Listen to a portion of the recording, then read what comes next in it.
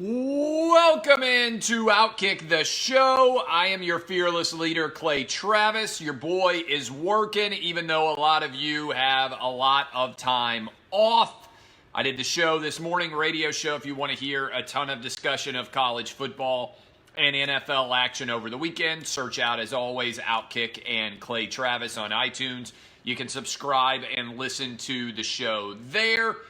In the meantime, we have got a lot to get to. We're also live on Lock It In today and tomorrow, so make sure you don't miss any of that. But we begin with the college football playoff games where LSU destroyed Oklahoma and Clemson outlasted Ohio State. Now, Ohio State people, all right, you Ohio State people are behaving in an utterly irrational fashion. First of all, you've been throwing all sorts of crazy conspiracy theories at me, like ever since the game ended on Saturday. First of all, the targeting call was correctly made in that game. And so I understand that maybe 21 million people or some such came in and watched the game. And a lot of those people might not regularly watch college football, and so they don't understand how the targeting rule is implemented.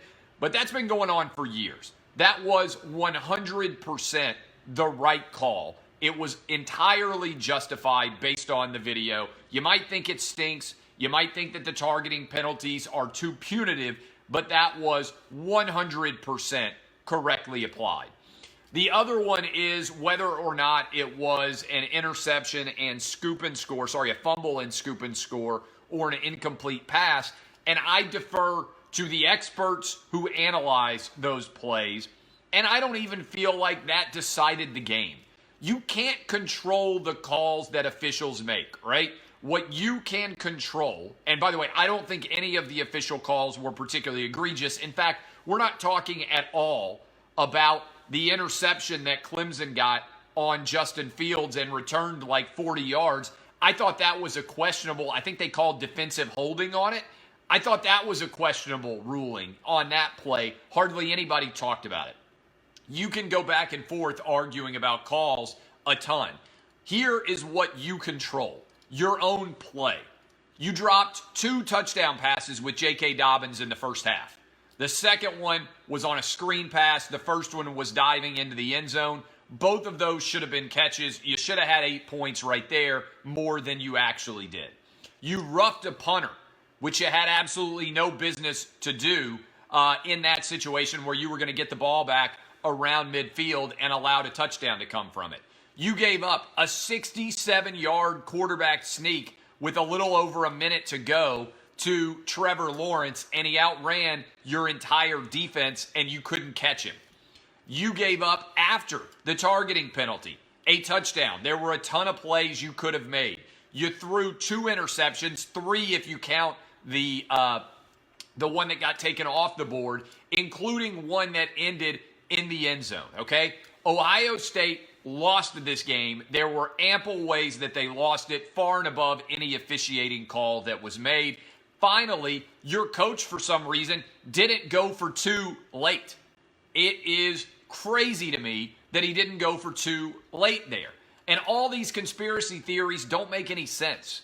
The reality is these are tough calls to make. The targeting call wasn't even tough. There was one difficult call to make, and most officials believe that was an incomplete pass. Ohio State fans are losing their minds over the fact that they choked away a game that they felt like they should have won. You were up 16-0. You should have been up more. You allowed Clemson to hang around, and Trevor Lawrence swung his hair back and forth right in your face and beat you soundly. All right? Now, here is the other aspect of this. Your conspiracy theories don't even make sense. I'm fine being a conspiracy theory guy. But conspiracy theories require 2 things. 1, someone has to benefit. And 2, they have to actually, again, go back to rule 1. Somebody has to benefit. All right? That's all that matters. Here, there is no benefit. ESPN would have preferred that Ohio State beat Clemson because ratings for LSU Ohio State are higher if LSU and Ohio State play, all right? Second, there's no benefit whatsoever to the SEC from somehow rigging a game against Ohio State. Let's leave aside the fact that those would be felonies and that you could go to prison for them, okay? The truth of the matter is, odds makers tell us that LSU would be more of a favorite over Clemson than they would have been, over Ohio State than they would have been over Clemson.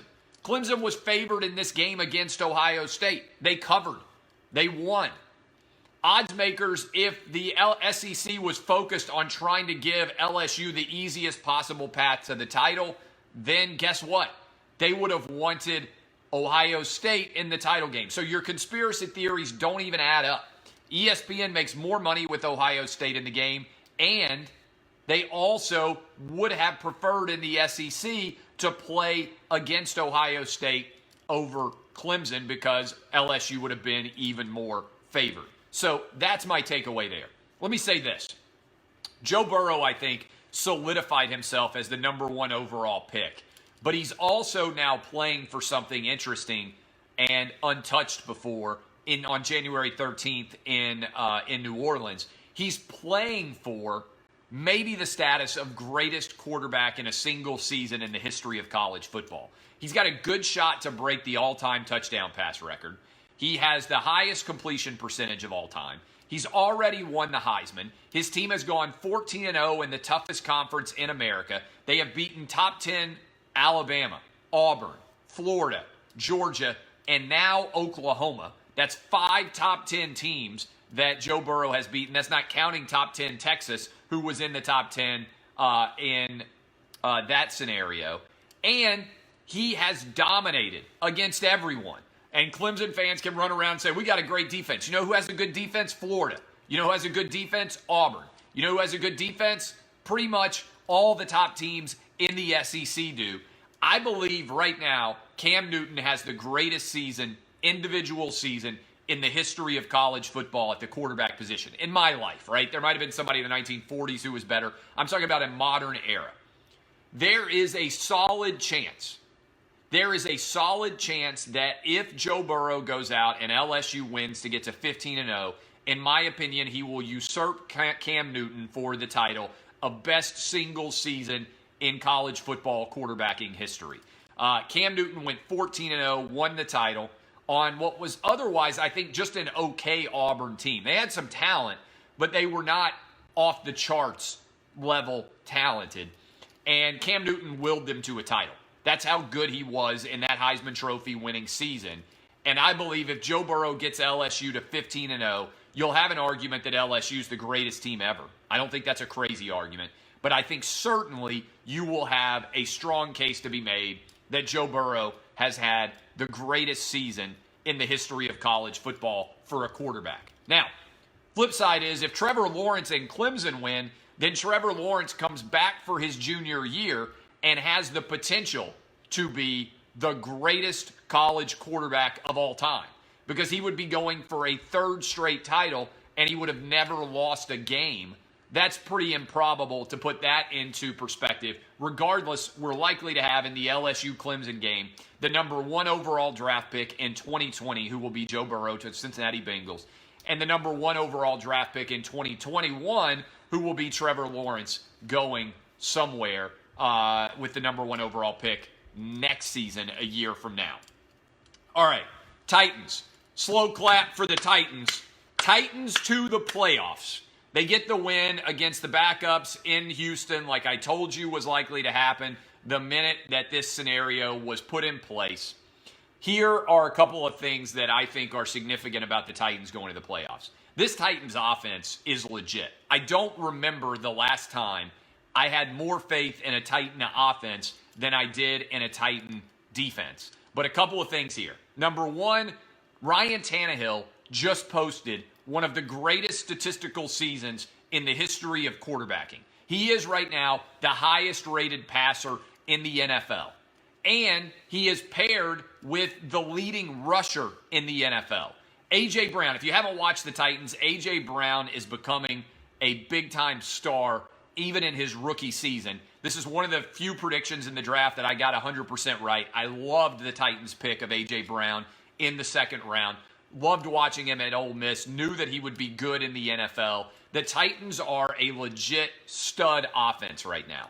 Best running back in the NFL in Derrick Henry. Right now, the highest rated passer in the NFL in Ryan Tannehill. And probably the best young wide receiver in the NFL if you go like rookie year or second year out there with A.J. Brown. So they can go on the road and 100% beat the Patriots. I don't think that would be out of question at all. Now, we've seen the Patriots win all sorts of games in Foxborough in the postseason that we wouldn't anticipate them winning. But this is the first year the Titans have been in the playoffs in a long time where I thought, hey, if this team gets hot, the offense is good enough to be able to run with anybody. Now, the defense is questionable. They're going to have to get lucky, get a couple of turnovers to win games in the postseason, batted balls that get intercepted, get a couple of fumbles, turn the ball over. Defense is just okay. They need to get Adoree Jackson back. They've been picked apart some in the secondary.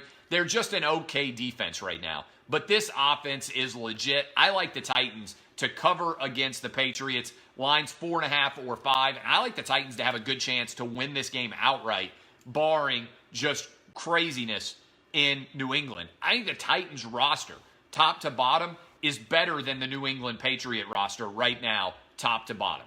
That's my analysis. A lot of this line right now that's baked in is based on the Patriots' history, not based on what the Patriots have done in the last 8 games or so. Patriots are 4-4 in their last 8. Titans are 7-3. Even if you want to go last 10, since the Titans started Tannehill, they are 7-3. Titans are better on the roster, top to bottom, than the Patriots are. Do I have concerns? Yes. Concerned about the Titans' ability to make field goals? Yes. Am I concerned about the Titans' ability on the defensive side of the ball? Yes. But with Derrick Henry and with Tannehill and with A.J. Brown, this is a really good offense, among the best in the NFL. And the Titans can score, I think, on anyone. We'll see how Tannehill handles the bright lights of his first playoff game. One thing worth remembering, Tannehill has more wins against the Patriots as a starting quarterback than any player this past decade. He's beat them 4 times. Now, granted, that's because he gets to play him twice every year, but I don't think he's going to be intimidated by Belichick or the Patriots, and he's had a lot of opportunities. Vrabel obviously knows Belichick well. Last year, the Titans whipped the Patriots 34-10 head-to-head in November in Nashville. I like the Titans' chances to pull off an upset, which brings me to the Patriots. What in the world is going on with the New England Patriots? It's one thing to perform poorly. It's another thing to perform poorly at home with all the stakes at large, right? What I would be concerned about if I am right now a Patriots fan is Ryan Fitzpatrick dropped back to pass 44 times against the New England Patriots. They sacked him twice. They were not able to stop the Ryan Fitzpatrick-led Miami Dolphins. And their defense, the Miami Dolphin defense, which ranks as one of the worst in the NFL, the Patriots were not able to have success against them.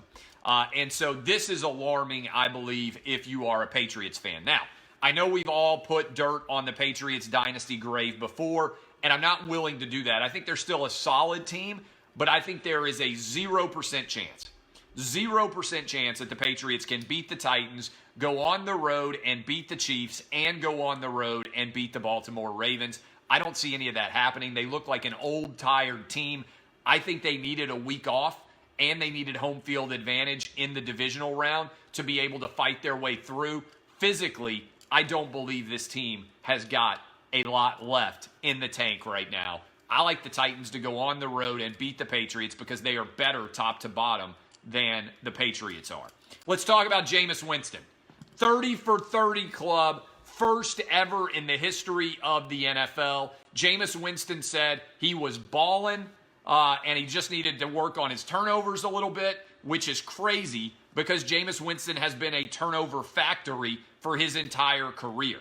And Bruce Arians was asked today whether the Buccaneers could win with another quarterback. Tampa Bay Buccaneer head coach Bruce Arians said, with another quarterback, oh yeah.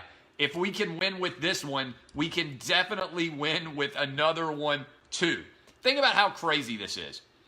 Jameis Winston's first ever career pass with the Tampa Bay Buccaneers ends in a pick six. Tennessee Titans, I believe it was, pick him off and return it for a touchdown.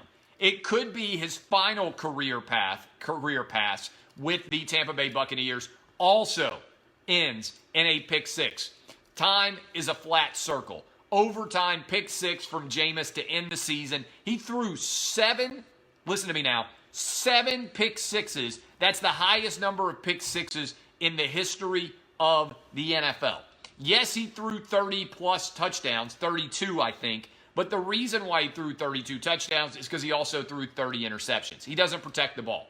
Most turnovers by far since he got into the league, not even counting all of his fumbles. Jameis Winston did this year, at least 50 passes that could have been intercepted.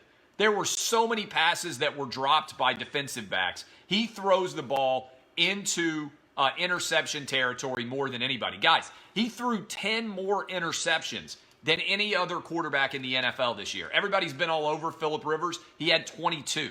21 interceptions from, I believe it was, Baker Mayfield. This guy is off the charts erratic. He's fun to watch at times because you have no idea what's going to happen when he drops back to pass. Touchdown, potentially. Pick six going the other way, no idea. 5 years. And I said this and I continue to say it. If you don't know after 5 years, you know. The answer is he ain't the guy. Some people got mad at me because they said my girlfriend's going to hear you saying this. If a guy has been dating a girl for 5 years and he is in his 20s or certainly in his 30s and he hasn't proposed to you, he knows you're not the one. He might not tell you that, but he's waiting to see whether there might be a better option somewhere down the road. 5 years is long enough to make a decision. If I'm the Bucs, I'm not going to prolong the inevitable and decide to franchise Jameis and spend a 6th season trying to figure out if he's the guy. He is what we think he is. He threw a ton of interceptions in college. That's the kind of quarterback he is. He drops back and he throws an abundance of interceptions. It's the same reason why he throws for a lot of yards, and it's the same reason why he throws a lot of touchdowns. He throws the ball in dangerous situations an absolute ton. And so to me, if you're sitting there and Tua's out there, potentially, I'd be inclined to maybe go Tua. If Justin Herbert is out there, or Cam Newton, would you be interested in Cam Newton maybe if you're Bruce Arians? How about Phillip Rivers? If you think you have a good receiving core, which you do, can you imagine Phillip Rivers for a couple of years as a bridge with guys like Mike Evans and Godwin and Perryman? I mean, they've got a really talented receiving core, not to mention O.J. Howard and Connor Brait, I think is his name, at tight end. I mean, this is a pretty solid team. So I think there is a strong argument to be made. You know the answer on Jameis. 30-30 club notwithstanding, which is an incredible story. You got to move on, I think, if you are the Bucs. At an absolute most, you could franchise him for another year, but you know what you've got in Jameis Winston now. In 5 years, he's proven what he is. He's a turnover factory who's also going to put up some points. You can't win a title with him. I'm not sure certainly you can win a division with Matt Ryan and with Drew Brees in it with Jameis Winston. So I move on if I have that choice. Mentioned Phillip Rivers. What is going to happen with him? If you didn't see his post-game press conference after the Chiefs game, he basically was in tears. It sounds like he is moving on from the Chargers. Chargers have some interesting options. Cam Newton's going to be out there. Marcus Mariota going into the draft and trying to find a couple of guys that you think could make sense for you going forward, whether it's Herbert, whether it's Tua. And for Phillip Rivers, who's going to make the move? Is it going to be the Bears? It's going to be the Panthers? Going to be the Tampa Bay Buccaneers? Who's going to look at Phillip Rivers and say, man, this can be our version of Ryan Tannehill? Because there are a lot of teams out there that are going to say, man, the Titans got to steal. The Miami Dolphins couldn't figure out whether Ryan Tannehill was the right fit or not. Titans sign him for $7.5 million. He comes in, goes 7-3, leads them to the playoffs, has the best passer rating in the NFL, and sets all sorts of incredible records. And so is there a guy out there that could be a reclamation project? That's going to be interesting to see. As I've said before, Phillip Rivers is with the Chargers. The Chargers are the side chick of the LA sports market. The Rams are the favored team. Even the Raiders are the favored team in LA. And then you've got the Chargers kind of sitting out there jumping around, waving their hand, saying, hey, look at me. They need to rebrand. They need to find somebody exciting and entertaining that's going to get them a lot of attention. That's why on some level, Cam Newton could make sense. And maybe possibly, if Tom Brady still wants to play and he wants out of New England and he wants to prove he can do it without Bill Belichick, maybe the Chargers, although I don't see why you would go from Phillip Rivers, who's 38, to an older player in Tom Brady. It feels desperate to me. Maybe the Chargers are that desperate for attention. Finally, I think this is dumb. I think there are lots of things the NFL does that don't make sense at all, okay? To me, the one that doesn't make sense the most when it comes to the postseason is rewarding division winners with automatic playoff games, even when they're the inferior team. Guys, the Seattle Seahawks finished 11-5. They came within the nose of the football, effectively, of winning the NFC West. They've already gone on the road and beaten the Eagles this year, meaning they finished in the tiebreak scenarios 2.5 games better than the Eagles. What sense does it make to fly the Seahawks all the way across the country to have to play against a crappy Eagles team from the crappy NFC East? This is an argument I have been making for years. I made it when the Seahawks hosted a home playoff game at 7-9. I made it when the Carolina Panthers hosted a home playoff game at 7-8-1. The top 4 teams should get the right to host a playoff game. I don't even like divisions. Divisions to me make no sense. I think you should have 16 teams in the AFC, 16 teams in the NFC, take the top 6. And I would play the whole AFC every year, and half the AFC every year, and half of the NFC every year. And then in every 4 years, you would play every team in the league home and away. That makes it completely set up. Divisions make no sense. They're arbitrary. They're fake rivalries. They don't really make sense. They don't need to exist at all. And I think most NFL fans think it's boring to play the same teams 6 of your 16 scheduled games. Wouldn't you rather play other teams and see how it goes? And actually, if you played half the NFC and half the AFC every year, you'd end up with a totally balanced schedule on average, because every 2 years, everybody would play every team. So I think that makes the most sense going forward. I don't know why the NFL wouldn't move forward with it. And we have got a substantial majority of NFL fans that agree with me. We had 25,000 of you vote so far in today's Outkick poll, and 57% of you think the top 4 teams should get home playoff games, not the 4 division winners. So I think that makes the most sense by far. All right, I love all of you. My name is Clay Travis. We will be live on Lock It In here in about an hour on FS1, 4:30 Eastern, 3:30 Central, 2:30 Mountain, 1:30 Pacific. Love all of you. Kisses, DBAP, unless you need to SBAP. I will see you guys tomorrow. Enjoy the rest of the bowl games today, and I hope that you made some money betting Clemson and also betting LSU. See y'all.